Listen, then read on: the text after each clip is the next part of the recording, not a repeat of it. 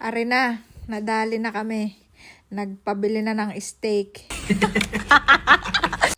Ayan nga't gusto mo nang idaw-daw dun sa kanyang pure. Bago yan dadali ng gayaan. Ay di hanggang mamaya na pang-us niyan yan. Kitang-kita nyo naman at enjoy na enjoy iyan. Ngayon naman ay gagawin pa niyan idadaw-daw dun sa kanyang imaginary gravy na iyon. Ay di siya lang nga ang nakakakita. Maikwento ko lang, baka naman sabihin nyo ang aming ulam ay steak din. Inang, ay ang amin ay peritong talong na may kaunting tuyo na dala nung kaibigan ni Ian. Pero ayos lang at masarap naman nga iyon.